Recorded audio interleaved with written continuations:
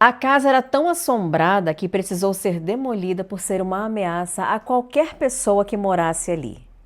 A cidade de Gary, em Indiana, nos Estados Unidos, foi palco de uma das histórias mais macabras e aterrorizantes do mundo. E não tem muito tempo isso, tá? Esse caso aconteceu em 2011 e envolveu médicos, assistentes sociais, policiais e até mesmo um padre experiente. Uma família inteira dizia estar sendo aterrorizada por uma legião de entidades demoníacas. Oi pessoal, bem-vindos ao meu canal, eu sou Jaque Tourinho. Se você gosta de mistérios, crimes perturbadores e histórias de terror que vão te deixar sem sono, aqui é o seu lugar. E se você gosta de conteúdos como esse, já se inscreve no canal, deixa o seu like, compartilha com os amigos e ativa o sininho para não perder nada. Agora senta que vai começar a história de hoje.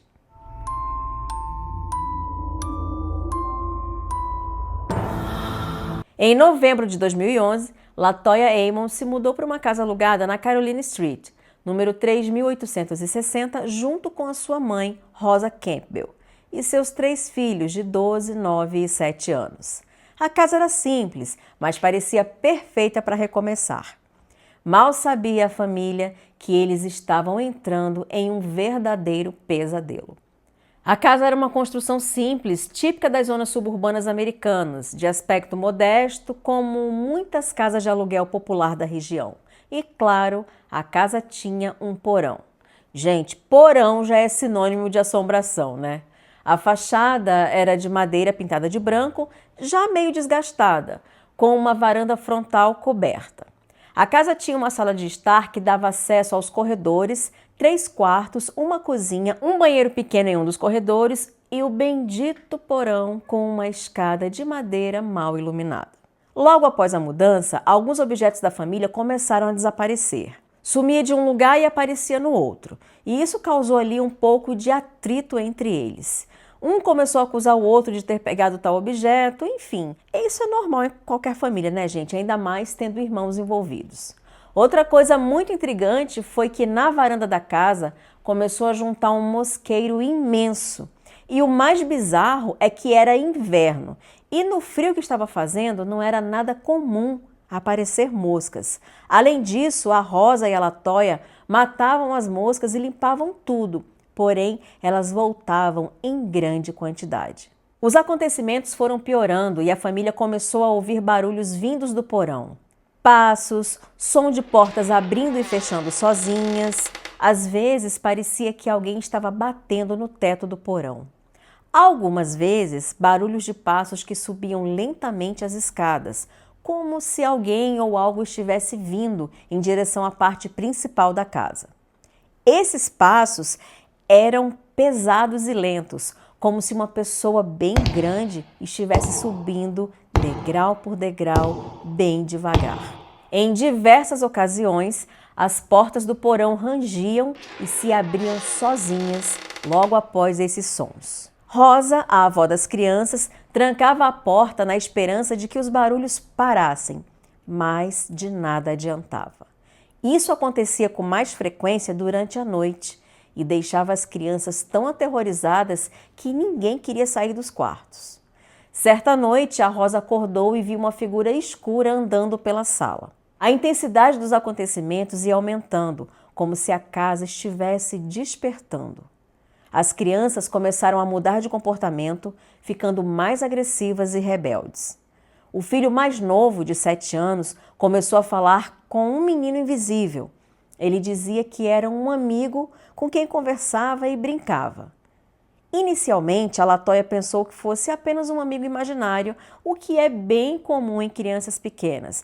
Todo mundo já ouviu falar alguma coisa sobre isso, né? Com o passar dos dias, o comportamento do menino começou a mudar. Ele dizia que o amigo falava coisas assustadoras e, em certo momento, o menino afirmou que o tal amigo dizia que ele deveria machucar outras pessoas. Ele também começou a ter uns ataques de raiva inexplicáveis e a falar com uma voz distorcida e grave. Eu fico pensando na reação da família diante dessa cena, o pavor, né, que eles sentiam ao presenciar essa mudança ali com o filho. Enfim, a mãe percebeu que aquilo não era normal e começou a temer que estivesse lidando com algo espiritual. Esse amigo imaginário acabou sendo interpretado depois como uma manifestação demoníaca, que se comunicava diretamente com a criança. Em uma noite, LaToya entrou no quarto da filha mais velha de 12 anos e encontrou a menina com os olhos arregalados, tentando gritar, mas não saía som algum. O quarto estava extremamente gelado e algo invisível parecia estar apertando seu pescoço. O corpo da menina ficava cheio de marcas vermelhas. Ela começou a ter atitudes agressivas e a falar coisas bizarras em casa e chegou até a entrar em transe, demorando muito a retomar a consciência. No geral, todas as crianças ficaram mais agressivas. O filho do meio, de 9 anos, tinha explosões de fúria e chegava a olhar com muita raiva para a mãe e para a avó. Ele dizia coisas que claramente não eram suas palavras. Era totalmente fora ali da sua rotina. Até a voz da criança mudava e depois dos episódios ele não lembrava de nada. Em uma outra noite, a avó Rosa encontrou o neto encarando o espelho parado, sem piscar por vários minutos.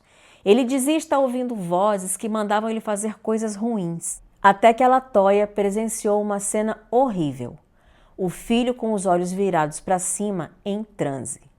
Em um desses episódios, ele chegou a desmaiar, mas respirava normalmente e, quando acordou, dizia não se lembrar de nada. LaToya resolveu pedir ajuda aos padres locais e até uma clarividente. Os padres fizeram orações e uma limpeza espiritual dentro da casa, mas nada resolvia.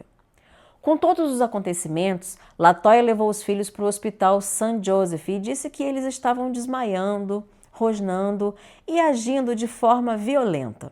Os médicos examinaram os 3, mas não encontraram explicações médicas claras. E foi nessa visita ao hospital que aconteceu o episódio mais bizarro da história.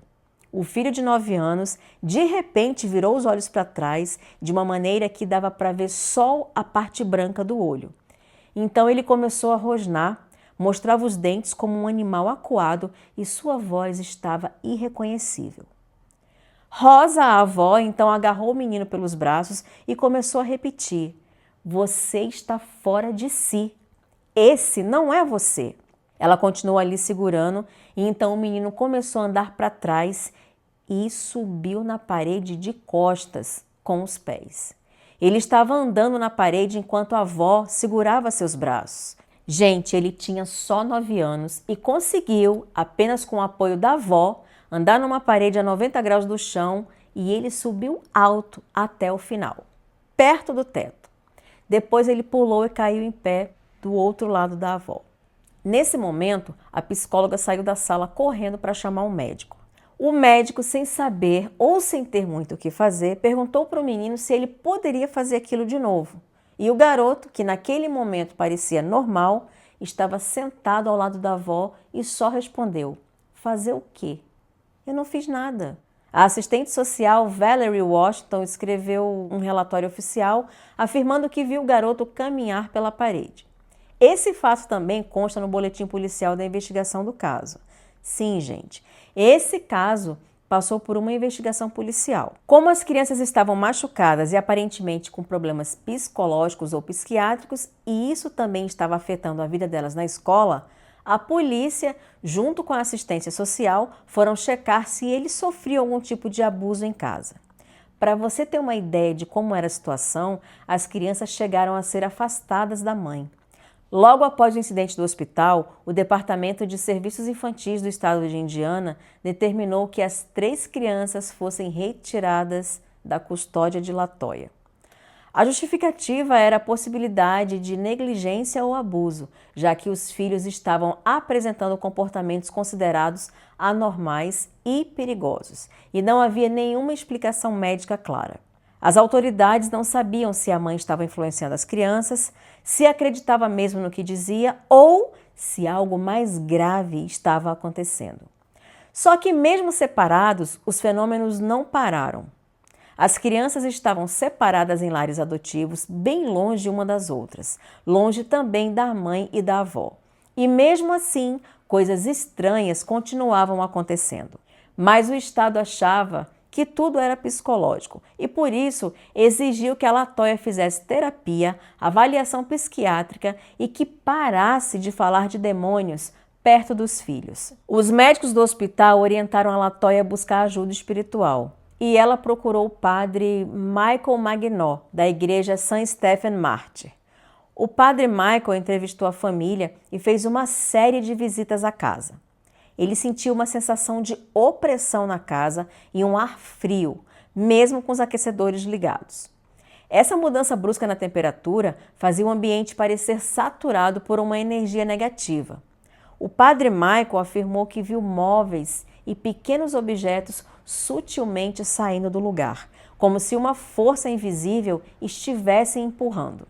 Em algumas visitas, portas e armários abriam ou fechavam sozinhos, reforçando a ideia de que algo estava agindo no ambiente. Durante uma das sessões de bênção, ele ouviu sussurros confusos que pareciam sair das paredes, como se vozes distorcidas tentassem se comunicar com ele. Esses murmúrios, muitas vezes acompanhados por um eco distante, aumentavam a sensação de que a casa era um ponto de encontro para presenças malignas. Em diversas ocasiões, o padre observou que as câmeras e os gravadores que foram trazidos para registrar sua visita começaram a apresentar falhas repentinas e desligavam ou travavam sem explicação lógica. Essa interferência parecia sincronizar com os momentos de maior intensidade das manifestações espirituais. O padre também contou que via sombras que vagavam pela casa como se dançassem, luzes que piscavam ou apagavam rapidamente, criando um momento de escuridão intensa, mesmo em ambientes que deveriam ser bem iluminados. Durante todo o tempo, o padre disse sentir uma presença constante e sufocante, como se uma entidade estivesse ali observando cada movimento. Esse sentimento de vigilância contribuía para sua convicção de que forças demoníacas estavam ativas na casa. Essas experiências foram fundamentais para que o padre Michael fizesse um dossiê completo, o qual convenceu a diocese de Gary a autorizar os exorcismos formalmente. Cada fenômeno, desde a mudança súbita de temperatura e movimento de objeto até os sussurros e falhas tecnológicas, reforçava a crença de que a casa abrigava uma atividade paranormal, real e perigosa. Enquanto isso, a polícia estava investigando a residência e o detetive Charles Austin era o responsável pelas investigações. Austin visitou a casa junto com a assistência social e com a presença do padre Michael. A essa altura, a LaToya já tinha mudado de lá e se recusou a entrar. Rosa, que sempre se mostrou muito corajosa, concordou em entrar acompanhando a equipe. Eu acabei não falando antes, mas quando seus filhos foram levados, a LaToya resolveu sair da casa porque a situação estava insustentável. Na visita, os policiais disseram sentir dor de cabeça, pressão no peito e uma sensação de estarem sendo observados. Gravadores de áudio e vídeo pararam de funcionar do nada, lanternas desligavam sem motivo, mesmo com pilhas novas, as câmeras digitais travavam ou perdiam os arquivos misteriosamente. O porão, especialmente, era gelado, escuro e tinha um cheiro insuportável. Policiais e assistentes sociais notaram uma substância oleosa escorrendo da parede, sem origem aparente. Uma Bíblia aberta no Salmo 91 foi encontrada ali, colocada pela família como proteção. O detetive Austin e os policiais cavaram o local e encontraram unhas humanas, um crucifixo quebrado, uma calcinha infantil rasgada, algumas tampas de potes com rostos esculpidos, cabelos, correntes e objetos parecendo ser de rituais. Um outro fato que eu não mencionei antes foi que a clarividente tinha falado que parecia que a casa havia sido usada para rituais ocultistas ou satânicos e que isso explicaria a forte presença demoníaca no local. No porão, a polícia disse ter encontrado um altar improvisado, embora esse fato não esteja no boletim oficial. Uma das coisas mais bizarras durante a investigação foi quando os policiais viram uma espécie de óleo escorrendo pela cortina da casa. lembrando que a casa estava fechada há algum tempo. Então era muito estranho esse líquido ali escorrendo. Então os policiais resolveram limpar e saíram da casa por um período.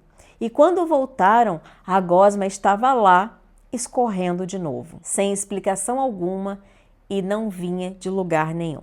Mais tarde, a Latoya pesquisou sobre esses acontecimentos na casa e viu que cada sinal, o líquido, as moscas e tantos outros representavam um demônio diferente. A clarividente também fala que havia cerca de 200 demônios na casa e é por isso que ficou conhecida como a Casa dos 200 Demônios. Mas eles não contaram cada demônio não, tá? Foi só um número que foi arredondado.